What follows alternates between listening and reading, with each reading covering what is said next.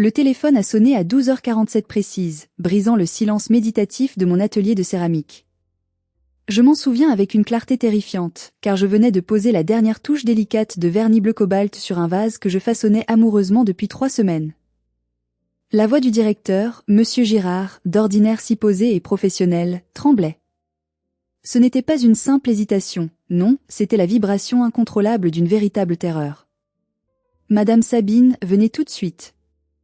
Il y a eu un incident grave avec Lison. C'est votre sœur. Mon sang s'est instantanément glacé dans mes veines. Dans un éclair de panique, j'ai imaginé une chute dans les escaliers, un bras cassé, peut-être une bousculade. Mais la réalité qui m'attendait était bien pire que n'importe quelle blessure physique. Ma sœur, sa propre tante, venait de commettre l'irréparable, non pas par accident, mais par une jalousie maladive et calculée. Elle avait détruit ce que ma fille avait de plus précieux, son identité, juste pour un rôle dans une pièce de théâtre scolaire. Bonjour à tous et bienvenue sur ma chaîne. Avant de plonger dans les détails sordides de cette histoire où ma propre famille s'est transformée en mon pire cauchemar, j'aimerais créer un lien avec vous. Dites-moi, d'où m'écoutez-vous aujourd'hui? Quelle heure est-il exactement dans votre ville ou votre pays au moment où vous lancez cette vidéo? Mettez pause une petite seconde et écrivez-le en commentaire. J'adore lire vos messages et savoir que nous sommes connectés à travers le monde. C'est fait? Alors, accrochez-vous bien, car ce que je vais vous raconter dépasse l'entendement. Je m'appelle Sabine, j'ai 36 ans, et je suis céramiste à Nantes, une ville où la pluie grise contraste souvent avec la chaleur des fours de mon atelier. Je suis une personne de nature calme, habituée à travailler la terre, à faire preuve d'une patience infinie pour voir naître la beauté. Ma vie tourne autour de 2 axes, mon art et ma fille unique, Lison, 8 ans. Lison, c'est mon soleil, ma raison de vivre. Elle a une âme d'artiste, sensible, douce, capable de s'émerveiller devant la forme d'un nuage. Mais ce qui faisait sa fierté absolue, c'était ses cheveux. Une cascade de cheveux châtains aux reflets dorés, épais et soyeux, qui lui arrivaient jusqu'au bas du dos. C'était notre rituel sacré, un moment de fusion mère-fille. Chaque matin et chaque soir, je les brossais délicatement, mèche par mèche, en lui racontant des histoires. Elle disait souvent en riant qu'elle était réponse. Elle en prenait un soin méticuleux, refusant même de couper les pointes. C'était son identité, son armure de princesse face au monde extérieur. Ma sœur, Corinne, est tout l'inverse de cette douceur. À 40 ans, elle enseigne dans l'école privée réputée où est scolarisée Lison. Corinne a toujours été une personne complexe, pour ne pas dire toxique. C'est le genre de femme qui doit impérativement être le centre de l'attention, quoi qu'il en coûte. Si vous avez mal à la tête, elle vous dira qu'elle a une tumeur au cerveau. Si vous annoncez une bonne nouvelle, elle en inventera une meilleure dans la seconde. Et malheureusement, elle a transmis ce besoin pathologique de gloire et de reconnaissance à sa fille, Océane, qui a le même âge que Lison. Océane est ce qu'on appelle communément l'enfant roi. Gâtée, capricieuse, persuadée que l'univers entier lui est redevable. Le conflit, sournois et latent, a éclaté ouvertement il y a 3 mois, lors des auditions pour la grande pièce de fin d'année de l'école, Alice au pays des merveilles. Dans cette institution nantaise, cette pièce est une véritable tradition, presque une religion. Le rôle d'Alice est le graal absolu pour toutes les petites filles. Océane voulait ce rôle. Corinne voulait ce rôle pour Océane, comme une extension de son propre ego. Elle m'avait lancé lors d'un repas de famille dominical avec ce sourire en coin condescendant qui me donne toujours des frissons. De toute façon, c'est Océane qui l'aura. Je suis enseignante là-bas depuis 10 ans, je connais le metteur en scène. Et puis, soyons honnêtes, Lison est trop timide, trop effacée pour la scène. Mais Lison a travaillé. Mon Dieu, qu'elle a travaillé. Avec une détermination que je ne lui connaissais pas, elle répétait ses textes tous les soirs dans l'atelier, sa voix résonnant entre les étagères de poterie en train de sécher. Elle a appris à projeter sa voix, à incarner le personnage, à surmonter sa timidité naturelle. Le jour de l'audition, elle a été tout simplement éblouissante. Même les autres professeurs, d'habitude réservés, ont applaudi spontanément. Le résultat est tombé la semaine dernière, implacable, Lison serait Alice. Océane, elle, n'a obtenu qu'un rôle de figurante, une carte à jouer muette dans le fond de la scène. La réaction de Corinne a été terrifiante, non pas par ses cris, mais par son silence. Pas de scandale immédiat. Juste un regard froid, calculateur, posé fixement sur les longs cheveux de ma fille lors du dîner de félicitations chez nos parents. Elle a dit, d'une voix traînante, c'est bien. Mais tu sais, Alice est blonde dans le dessin animé de Disney. Lison a les cheveux trop foncés, trop longs, trop encombrants. Ça ne fait pas très professionnel. Ça manque de rigueur. J'ai ri nerveusement, pensant que c'était juste de l'aigreur passagère, de la jalousie mal digérée. J'aurais dû voir les signes avant-coureurs. J'aurais dû comprendre que le silence de ma sœur n'était pas de l'acceptation, mais la préparation minutieuse d'une vengeance cruelle. Ce matin-là, j'ai déposé Lison à l'école sous une pluie fine. Elle sautillait sous son parapluie jaune, ses 2 nattes dansant joyeusement dans son dos. Elle m'a fait un grand signe de la main avant de franchir la grille. « À ce soir, maman. Je vais répéter la scène du thé avec le chapelier fou. » C'est la dernière image que je garde de ma fille intacte, insouciante. Quand le téléphone a sonné, j'ai su. C'est un instinct maternel, une connexion viscérale qui ne trompe pas. La voix du directeur, Monsieur Girard, était au bord de la rupture nerveuse. Sabine, ne conduisez pas trop vite, mais venez. C'est grave. Très grave.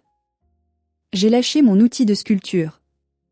La terre a séché sur mes mains, craquelant comme à peau.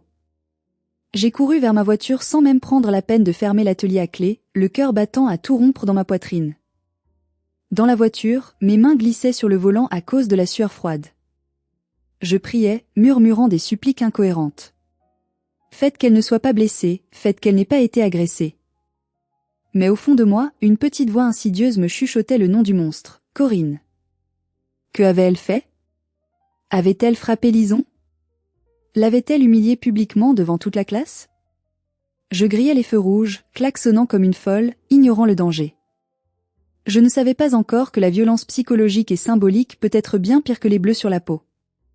Je ne savais pas que j'allais découvrir une scène d'horreur qui m'entrait jusqu'à la fin de mes jours. Je suis arrivé devant l'école en dérapant sur le gravier mouillé. J'ai laissé la voiture en double fil, la portière grande ouverte, le moteur tournant encore. J'ai couru vers le bâtiment principal en briques rouges. Dès que j'ai franchi les lourdes portes en chêne du hall d'entrée, je l'ai entendu. Ce n'était pas un pleur d'enfant ordinaire, celui qu'on entend quand un gosse s'écorche le genou dans la cour de récréation. C'était un hurlement. Un cri animal, guttural, continu, déchirant l'atmosphère feutrée de l'école. Le cri de quelqu'un à qui on arrache une partie de son âme vivante. C'était la voix de Lison. Ma Lison. J'ai bousculé la secrétaire qui essayait maladroitement de me barrer la route avec ses bras levés. « Madame, attendez, s'il vous plaît, la police est en route. » La police? Ces mots ont résonné dans mon crâne comme une explosion. Pourquoi la police? J'ai foncé vers l'infirmerie au bout du couloir. La porte était entr'ouverte. L'odeur clinique d'éther et de désinfectant m'a pris à la gorge, mélangée à une autre odeur, plus subtile mais immédiatement reconnaissable pour une mère, celle des cheveux coupés, cette odeur de salon de coiffure qui n'avait rien à faire ici. Lison était assise sur le brancard d'examen, recouverte d'une couverture grise rêche. Elle tremblait si fort que le brancard métallique cliquetait contre le mur carrelé.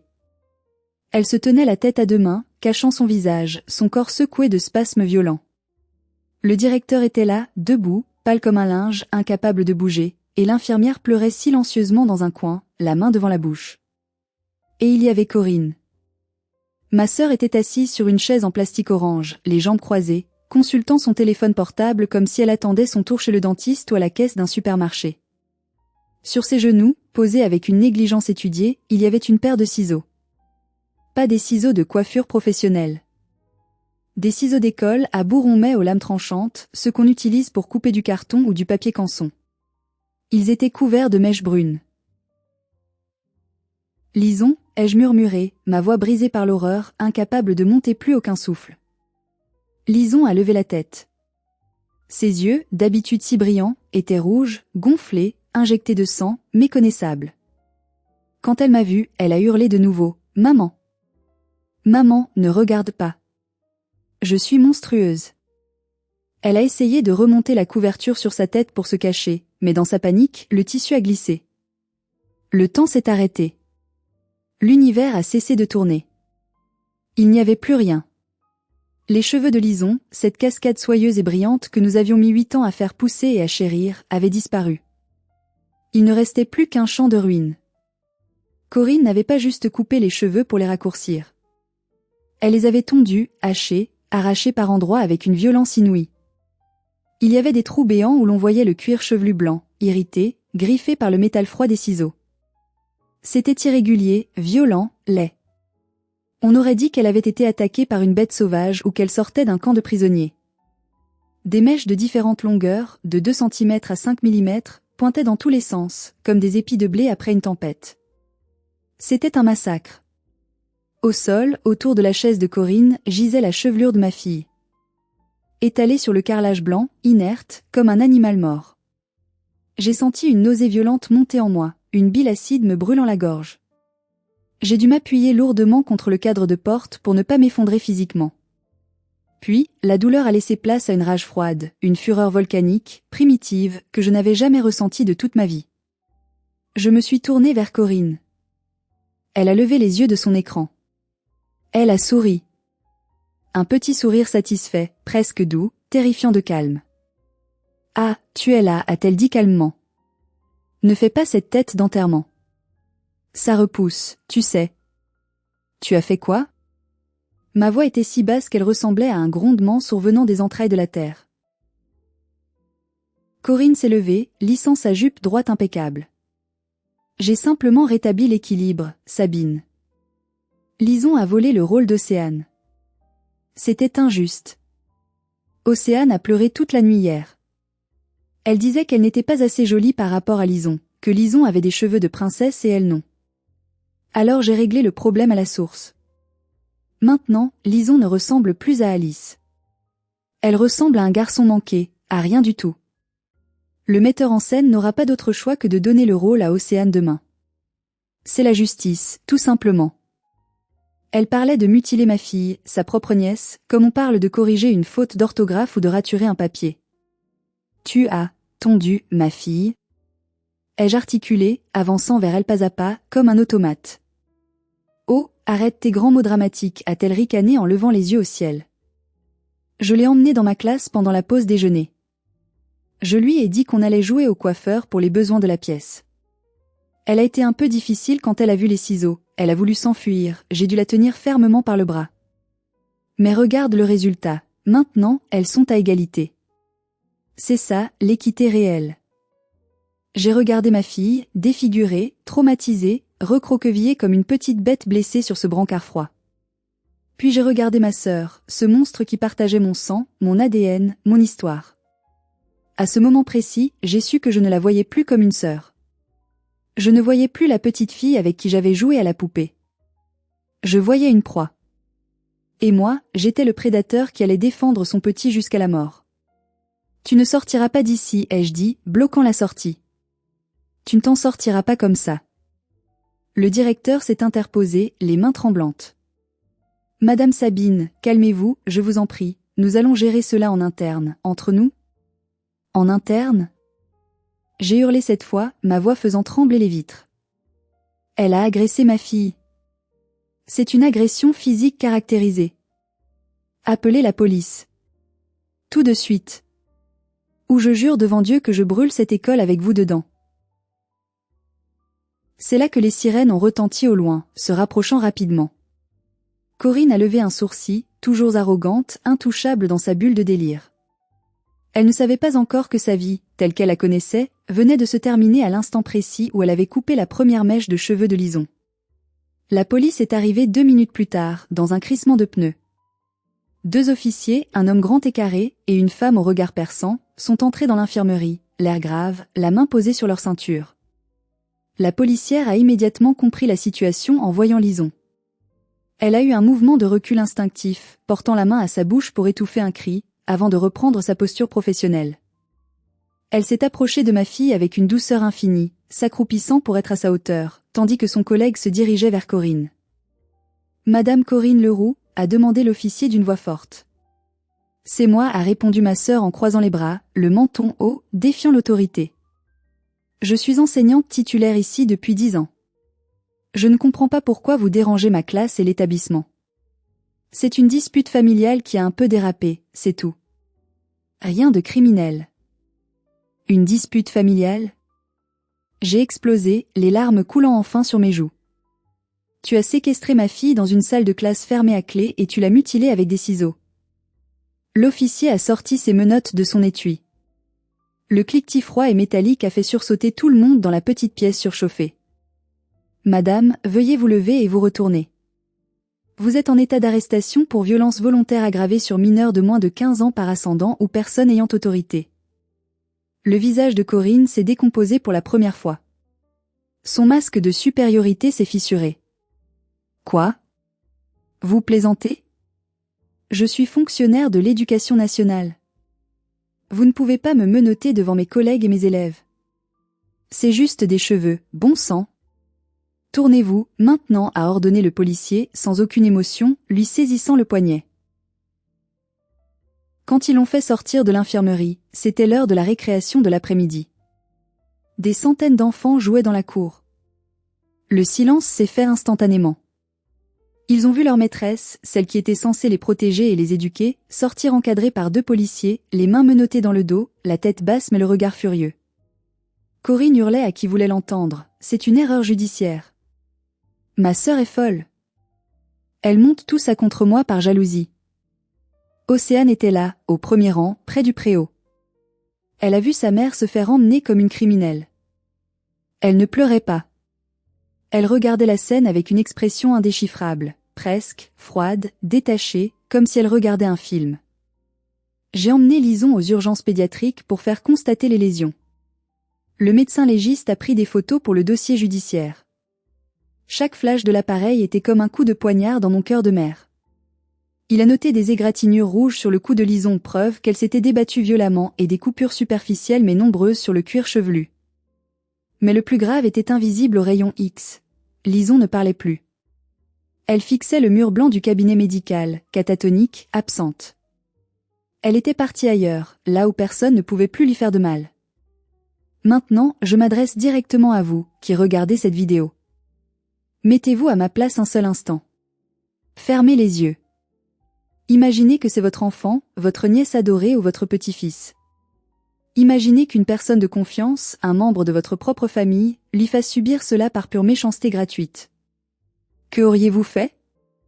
Auriez-vous accepté l'excuse du ce n'est que des cheveux? Ou auriez-vous, comme moi, ressenti cette envie primitive, absolue, de destruction totale? Dites-moi franchement dans les commentaires ci-dessous, quelle serait votre réaction immédiate? Je lis absolument tout et j'ai besoin de savoir si je suis normale d'avoir ressenti tant de haine. De retour à la maison, l'enfer a continué. Lison est entrée dans la salle de bain pour se laver les mains. Une seconde plus tard, j'ai entendu un bruit effroyable de verre brisé. J'ai couru. Elle avait lancé son lourd pot à brosse à dents en céramique dans le grand miroir au-dessus du lavabo. Elle hurlait en se griffant le visage, le sang se mêlant aux larmes. « Enlève-le.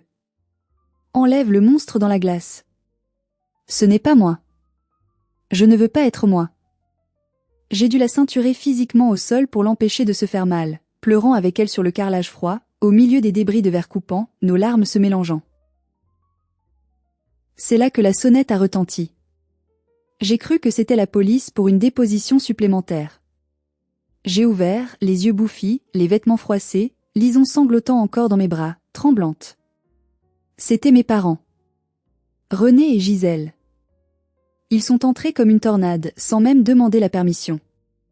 Ma mère est allée directement vers Lison, mais pas pour la serrer dans ses bras ou la réconforter. Elle a regardé sa tête tondue et a soupiré, un long soupir d'agacement théâtral. « Mon Dieu, Sabine, tu as vraiment appelé la police ?» a lancé mon père, le visage rouge de colère, les veines de son cou saillantes. Corinne est en garde à vue au commissariat central. Tu te rends compte de l'humiliation publique pour notre famille? Tout Nantes va le savoir demain matin. Je les ai regardés, stupéfaites, comme si je voyais des étrangers. Papa? Maman? Corinne a rasé la tête de Lison de force. Regarde-la. Regarde ta petite fille. Elle est traumatisée.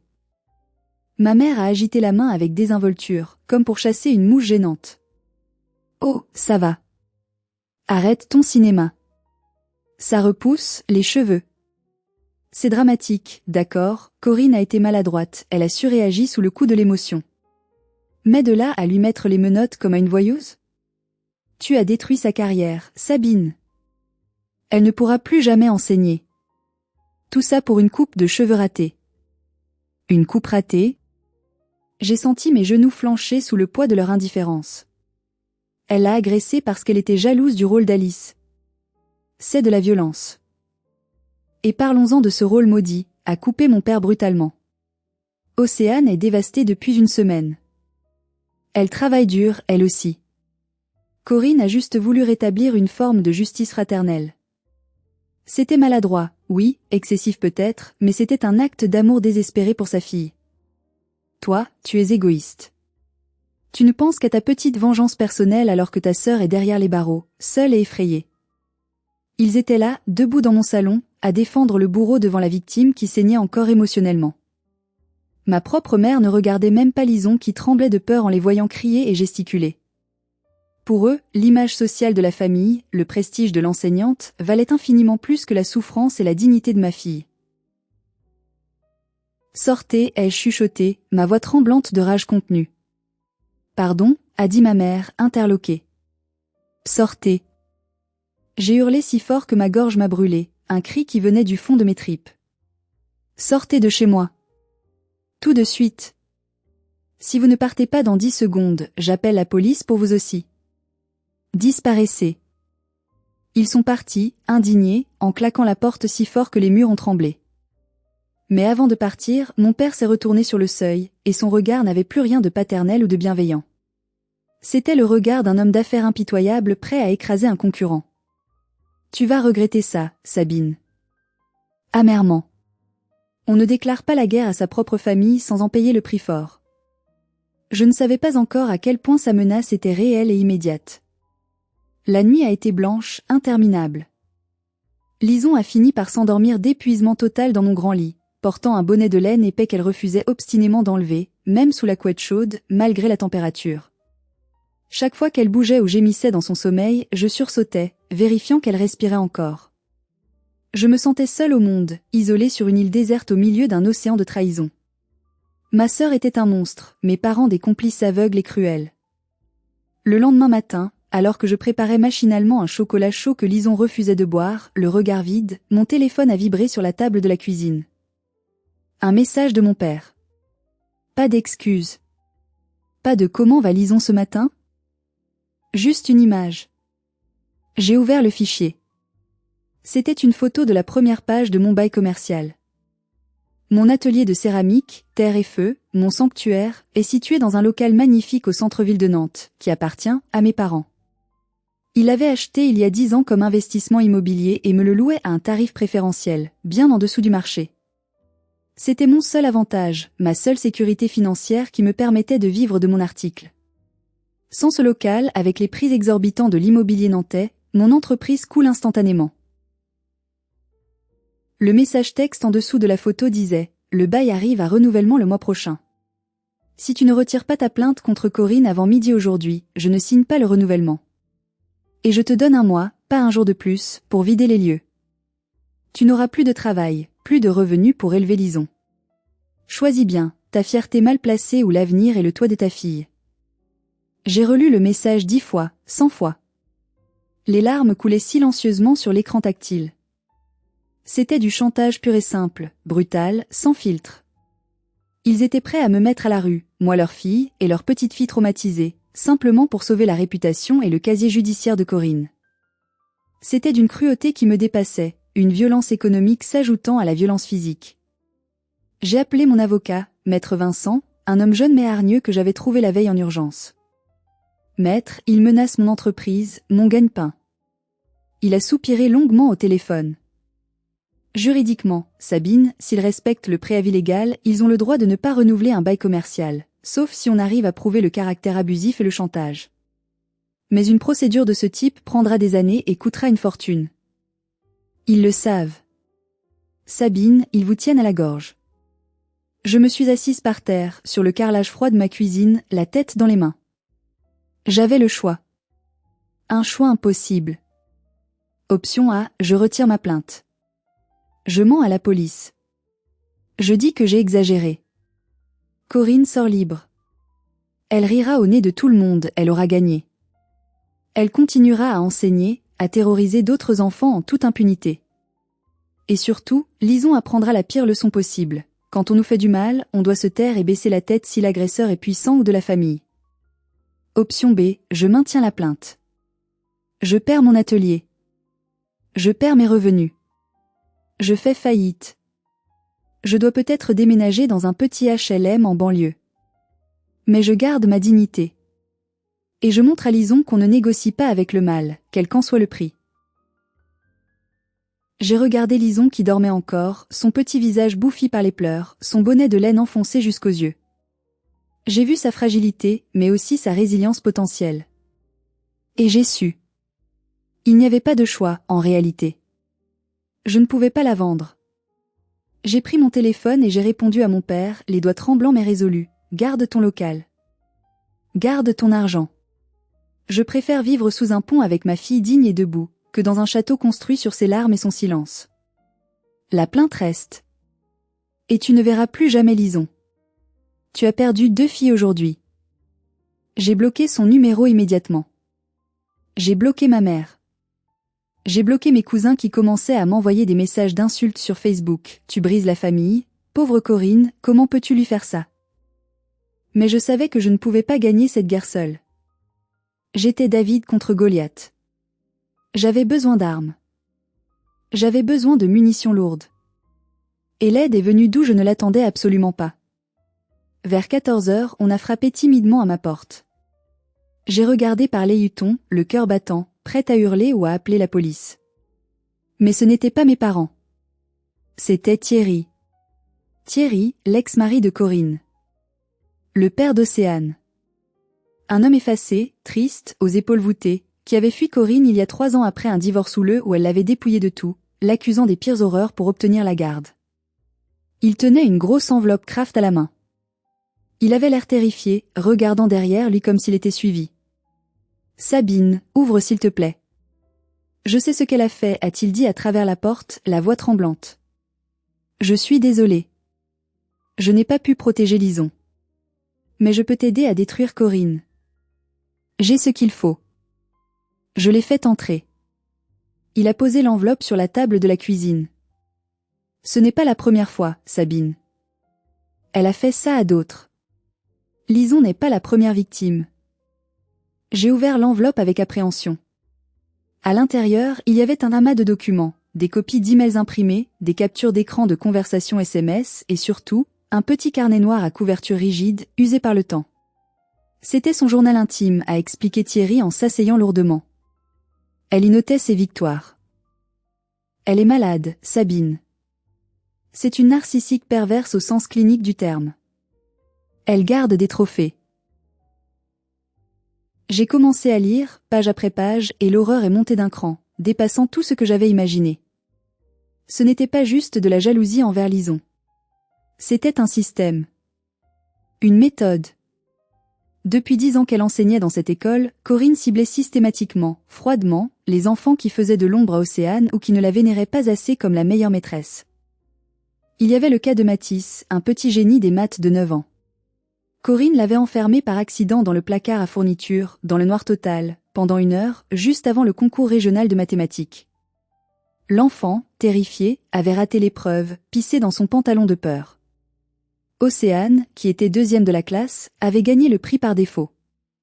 Corinne avait noté dans son carnet avec une écriture soignée, « Mathis a appris l'humilité aujourd'hui. » Océane rayonne sur le podium.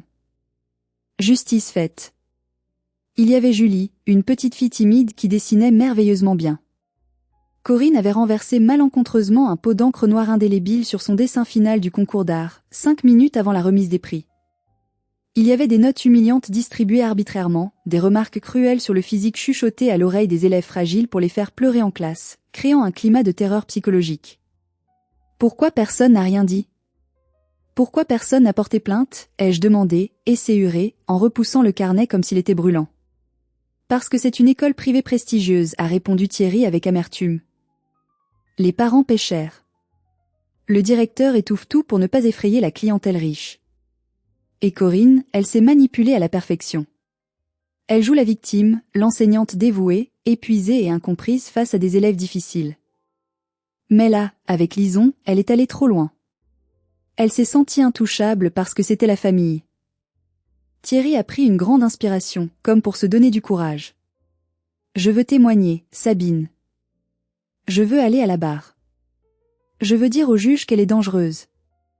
Je veux récupérer la garde exclusive d'Océane avant qu'elle ne devienne un monstre comme sa mère. Océane m'a appelé hier soir, en cachette, depuis les toilettes de chez tes parents. Elle a peur, Sabine. Elle a vu sa mère couper les cheveux.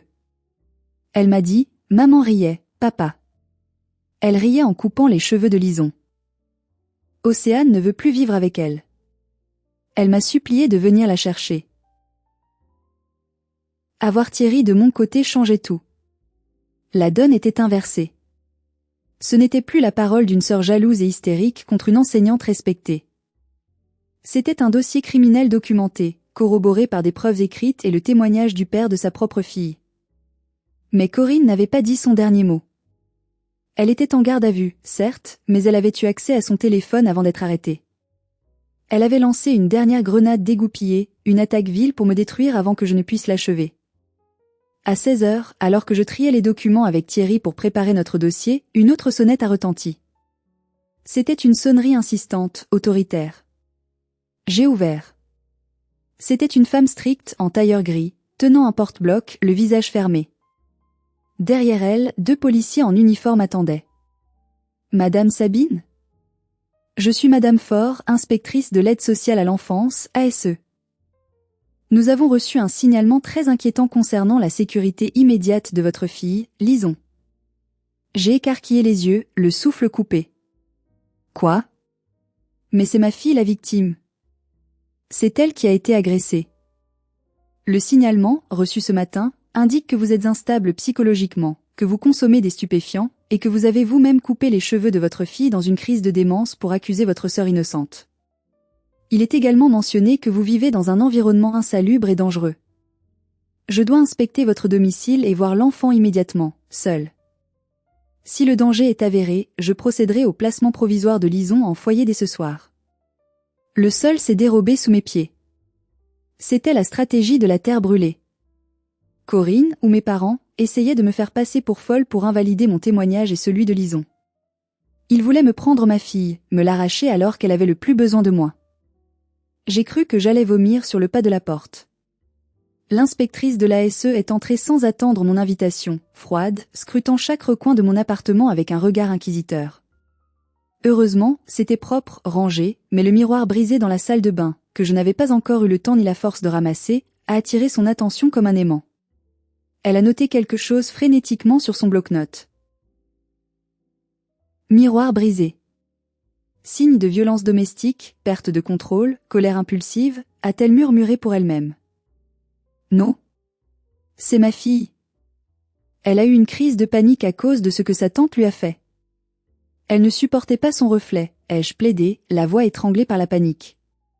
Elle a demandé à voir Lison. Lison était dans sa chambre, assise sur son lit, toujours avec son bonnet. Quand l'inspectrice, sans aucune psychologie, lui a demandé d'enlever le bonnet pour vérifier l'état capillaire, Lison a hurlé de terreur. Elle s'est recroquevillée sous son lit, comme un animal traqué. L'enfant présente une terreur extrême vis-à-vis des adultes, a noté l'inspectrice à voix haute. Madame, la situation est critique. Je ne peux pas laisser une enfant dans cet état de détresse psychologique sans surveillance médicale appropriée et neutre. Ils allaient me la prendre. Je le sentais dans mes tripes. Le piège de Corinne se refermait sur moi. J'allais tout perdre, mon travail, ma maison, et maintenant ma fille. C'est là, au moment le plus sombre de ma vie, que le destin a basculé. Mon téléphone a sonné. C'était un numéro inconnu. J'ai décroché machinalement, au bord des larmes, prête à raccrocher. Allô ? Madame Sabine ? Ici Madame Solange de Rochefort. Je suis cliente à votre atelier, j'ai commandé le grand vase bleu impérial le mois dernier. Madame, je ne peux pas parler, je suis en pleine urgence, ai-je bégayé. Écoutez-moi attentivement, Sabine. Je suis au courant. Tout Nantes est au courant. Les mères d'élèves parlent, les téléphones chauffent. Je suis devant chez vous, en bas de l'immeuble. Ouvrez-moi. J'ai ouvert la porte, confuse, désespérée. Madame Solange est entrée. C'est une femme de 60 ans, très élégante, portant un tailleur Chanel et des perles, très riche, qui m'a toujours traité avec une gentillesse distante mais sincère. Mais je ne savais pas qui elle était vraiment. Je ne savais pas l'étendue de son pouvoir. Elle a balayé la pièce du regard et a vu l'inspectrice de l'ASE. Madame Faure, a dit Solange d'une voix autoritaire, cinglante comme un coup de fouet. L'inspectrice a blanchi instantanément, laissant presque tomber son stylo. Madame la présidente ? J'ai appris à ce moment précis que Solange n'était pas juste une cliente amatrice d'art. Elle était l'épouse du président du conseil d'administration de l'école, l'une des plus grosses donatrices de la ville, et elle-même ancienne juge aux affaires familiales, redoutée et respectée dans toute la région. « Que faites-vous ici, Faure ? Qui vous a envoyé ? A demandé Solange, avançant vers elle. Un signalement anonyme, Madame la présidente. On soupçonne la mère de maltraitance. Ce signalement est faux. Il vient de Corinne Leroux ou de ses parents pour couvrir leur crime, a coupé Solange, implacable. C'est une tentative de manipulation de la justice et de vos services. Je connais Sabine depuis des années. C'est une mère exemplaire, aimante et dévouée. Et je sais exactement ce qui s'est passé à l'école hier. Mon mari est furieux. Si vous touchez à un seul cheveu de cette petite enfin, ce qu'il en reste à cause de cette barbarde tante, je vous garantis personnellement que votre carrière s'arrête ce soir. Je passerai les appels nécessaires. L'inspectrice a bégayé, a refermé son dossier brutalement. Si vous vous portez garante, Madame la présidente, la procédure est différente. Je me porte garante. Totalement. Maintenant, sortez de chez elle. Et effacez ce rapport ridicule. Quand la porte s'est refermée sur l'inspectrice et les policiers, je me suis effondrée dans les bras de cette grande dame que je connaissais à peine. Elle m'a tenue fermement, comme une mère aurait dû le faire. Elle sentait le parfum cher et la poudre de riz. « Sèche tes larmes, ma petite », a-t-elle dit doucement en me caressant le dos. « On ne pleure pas devant les requins, ça les excite. Ton père veut te virer de l'atelier ? J'ai entendu la rumeur. Laisse-le faire. J'ai un local vide rue Crébillon, en plein quartier chic, 2 fois plus grand. Il est à toi pour la moitié du prix qu'il te faisait payer. Et pour ta sœur, on va s'occuper d'elle demain matin. Il y a un conseil de discipline exceptionnel à l'école. Tu vas venir, tu vas amener ce carnet noir, et tu vas parler. J'avais perdu ma famille biologique, celle du sang, mais j'avais trouvé une armée. Le lendemain matin, l'école ressemblait à une forteresse assiégée. Des journalistes locaux étaient postés devant les grilles, caméras au point. L'histoire avait fuité sur les réseaux sociaux pendant la nuit. Le hashtag Justice pour Lison était en tendance locale sur Twitter. Les gens étaient indignés. Le conseil de discipline se tenait dans la grande salle de réunion du conseil d'administration, une pièce aux murs lambrissés de bois sombre, intimidante. D'un côté de la table ovale, le directeur, toujours aussi pâle et tremblant, Solange, son mari le président, un homme imposant au regard d'acier, et des représentants des parents d'élèves. De l'autre, Corinne, libérée sous caution tôt le matin, avec un air de défi insupportable, parfaitement maquillée, son avocat en costume hors de prix, et mes parents. Oui, mes parents étaient assis à côté d'elle. Ils me regardaient entrer avec une haine froide, palpable. Ils avaient choisi leur camp. Ils avaient choisi l'image plutôt que la vérité. Je suis entrée avec Thierry à ma gauche et Lison à ma droite. Lison portait un joli foulard en soie colorée que nous avions acheté le matin même pour cacher son crâne. Elle tenait ma main si fort que ses doigts étaient blancs, ses jointures ressortaient. Elle tremblait, mais elle avançait. L'avocat de Corinne a pris la parole le premier, avec une arrogance mielleuse. « Mesdames, messieurs, il s'agit d'un geste malheureux, certes, regrettable, mais motivé par une profonde détresse maternelle et un burn-out professionnel. Ma cliente était épuisée. Elle demande la clémence, la compréhension et un simple blâme administratif. Elle s'engage à suivre une thérapie. » Corinne a pris la parole, jouant la comédie à la perfection, essuyant une fausse larme du bout du doigt. « J'aime ma nièce comme ma propre fille. Je voulais juste l'aider. Sa coupe était désordonnée, elle ne se sentait pas bien. Je n'étais pas moi-même. Je regrette tellement. » Mon père a ajouté, tapant du poing sur la table, « C'est une affaire de famille privée. » Sabine exagère tout, dramatise tout pour attirer l'attention sur son petit commerce en faillite et nous extorquer de l'argent. J'ai senti la colère monter, mais cette fois, elle n'était pas explosive. Elle était froide, chirurgicale, contrôlée. Je me suis levée lentement. J'ai posé le carnet noir de Thierry au centre de la table, dans un bruit sourd. Ceci, ai-je dit d'une voix calme qui a surpris tout le monde, c'est le journal de vos victoires, Corinne.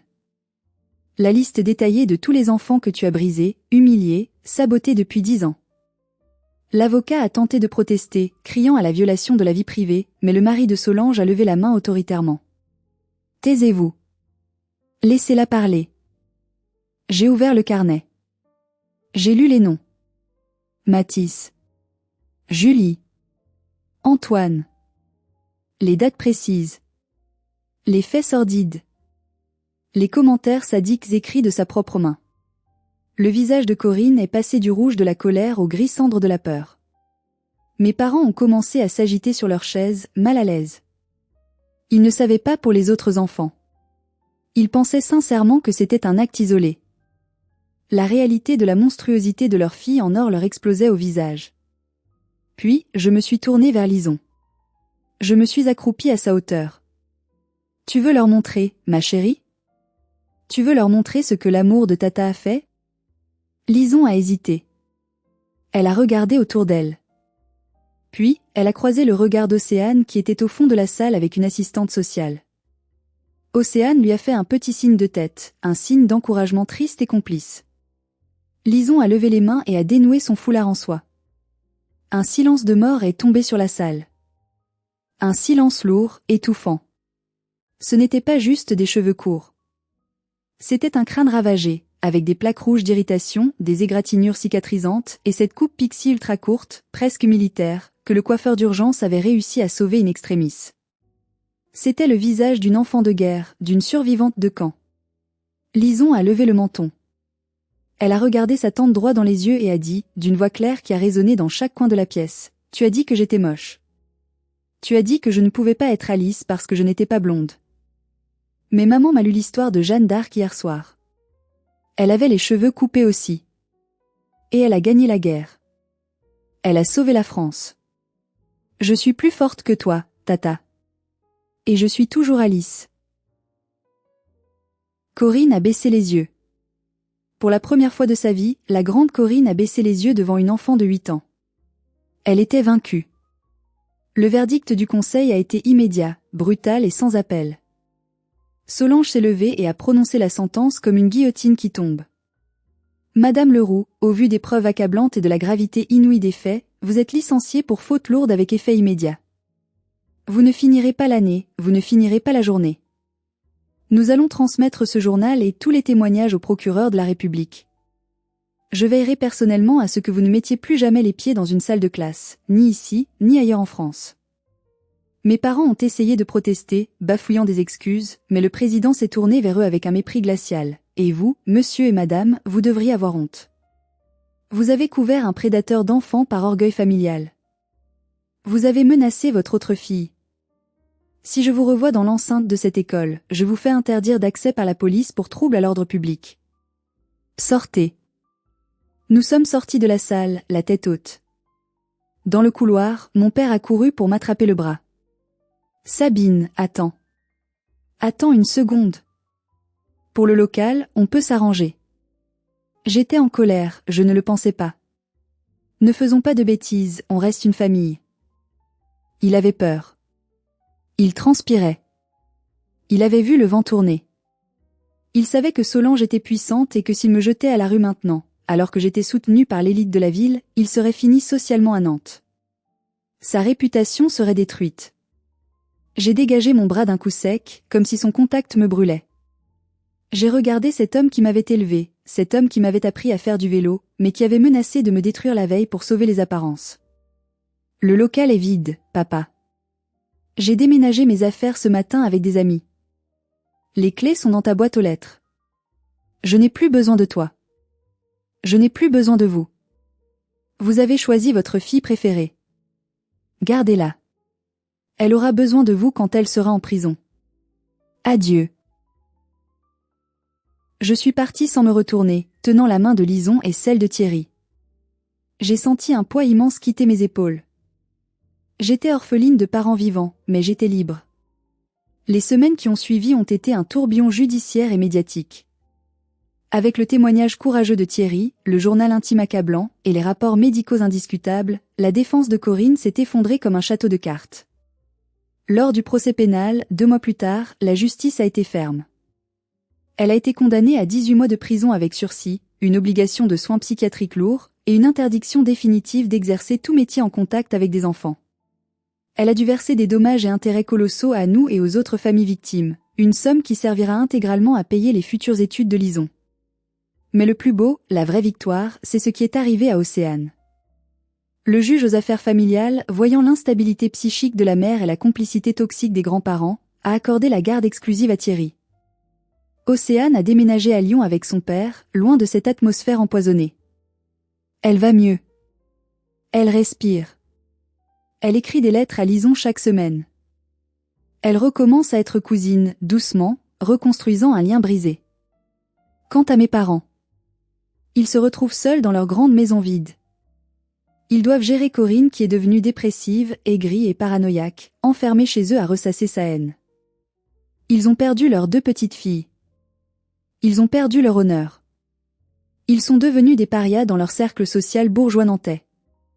Les gens changent de trottoir quand ils les croisent. Parfois, ma mère m'appelle en numéro masqué, tard le soir. Je ne décroche jamais. Le silence est ma réponse. Et moi ?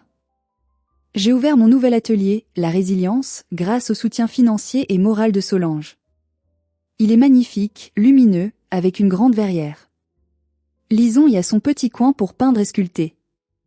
6 mois ont passé depuis le grand massacre, comme on l'appelle désormais avec un demi-sourire. C'est le soir de la première de la pièce Alice au Pays des Merveilles. La salle de théâtre de l'école est comble.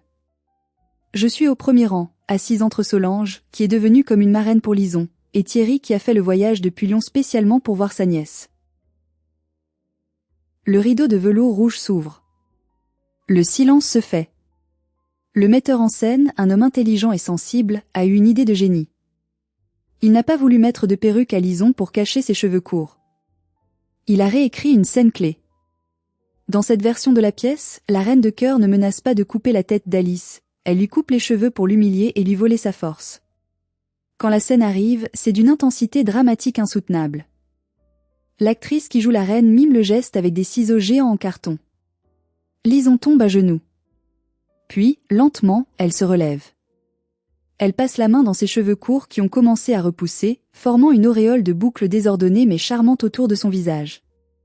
Elle regarde la salle, les projecteurs illuminant ses yeux déterminés, et elle prononce sa réplique finale, modifiée pour l'occasion, d'une voix vibrante. « Vous pouvez prendre ma couronne, Majesté.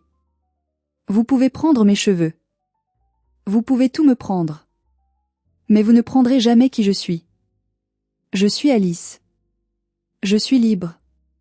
Et je n'ai pas peur des monstres, ni ceux des contes, ni ceux de la réalité. » Le tonnerre d'applaudissements qui a suivi a duré 10 minutes. Les gens étaient debout, certains pleuraient. Je pleurais aussi, mais cette fois, c'était des larmes de joie pure, de libération, de fierté absolue. Ma fille n'était plus une victime. C'était une guerrière. Une artiste. Elle avait transformé son traumatisme en article. En sortant des loges, après le spectacle, j'ai vu une silhouette familière cachée dans l'ombre derrière un pilier en pierre. C'était mon père. Il tenait un petit bouquet de fleurs bon marché à la main, l'air vieux, voûté, vaincu. Il a fait un pas hésitant vers nous, l'espoir dans les yeux. Lison l'a vu. Elle s'est arrêtée net. Elle a serré ma main très fort. Je me suis penchée vers elle. Tu veux aller le voir ? C'est ton grand-père. Elle a regardé longuement, puis elle a secoué la tête avec une maturité effrayante pour son âge. Non, maman. On n'a pas le temps pour les gens qui font mal exprès. On va manger une glace ? J'ai faim. Nous sommes passés devant lui sans un mot, sans un regard, comme s'il était transparent. Il n'a pas osé nous arrêter. Il a compris, enfin, qu'il n'existait plus dans notre monde. Il était devenu un fantôme de notre passé. Aujourd'hui, Lison va bien. Vraiment bien. Ses cheveux lui arrivent aux épaules. Elle a décidé de les garder mi-longs, style carré plongeant, dit-elle en riant. Elle trouve que ça lui donne un air rebelle et moderne. Elle a appris à 8 ans une leçon fondamentale que certains mettent une vie entière à comprendre. Notre valeur ne réside pas dans notre apparence physique, ni dans la longueur de nos cheveux, ni dans l'approbation aveugle de notre famille. Elle réside dans notre courage, notre intégrité, et notre capacité à nous relever après avoir été mis à terre. J'ai coupé les ponts définitivement et irrévocablement avec mes parents et ma sœur. C'est dur, parfois, je ne vais pas mentir. Les fêtes de Noël seront plus calmes, plus petites. Mais la paix n'a pas de prix. J'ai réalisé une vérité essentielle, la famille, ce n'est pas le sang. Le sang, c'est juste de la génétique, de la biologie. La vraie famille, ce sont les gens qui vous tiennent la main quand vous êtes au sol, comme Thierry, comme Solange. Les gens qui vous poignardent dans le dos, même s'ils partagent votre ADN, ne sont que des étrangers avec des souvenirs communs dangereux. Voilà mon histoire.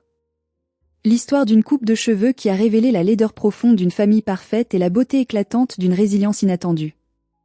Si vous êtes encore là, merci du fond du cœur de m'avoir écouté jusqu'au bout. J'ai une dernière faveur importante à vous demander. Si vous avez aimé cette histoire, si vous avez ressenti la colère, la peur et la joie avec moi, s'il vous plaît, cliquez sur le bouton j'aime. Ça aide énormément la chaîne à faire connaître ces histoires et à briser le silence sur les violences familiales.